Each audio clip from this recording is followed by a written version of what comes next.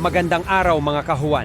Sa bawat pag-ihip ng hangin, sa bawat kilos ng ulap, dala namin ang weather forecast na tutulong sa inyong pagpaplano sa susunod na mga araw. Maging ito'y para sa inyong mga lakad, trabaho o simpleng pahinga sa bahay, ang weather ni Juan ang inyong maaasahang gabay sa ulat ng panahon.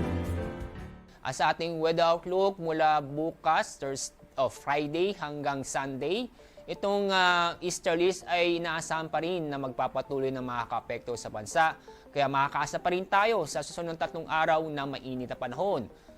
Itong amihan o northeast monsoon ay patuloy makakaapekto sa northern Luzon hanggang bukas. At yung makikita sa ating piling lugar sa bansa, sa loob po ng 3 araw ay magpapatuloy na maging maganda at maliwas sa panahon, maliban lang po sa mga isolated o pulo-pulong pag-ulan.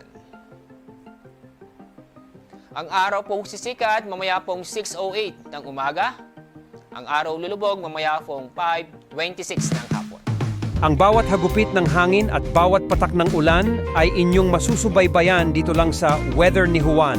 Siguruhing mag-subscribe at pindutin ang notification bell upang kayo ay palaging handa at well-informed sa bawat galaw ng panahon. Abangan ang susunod na weather forecast video.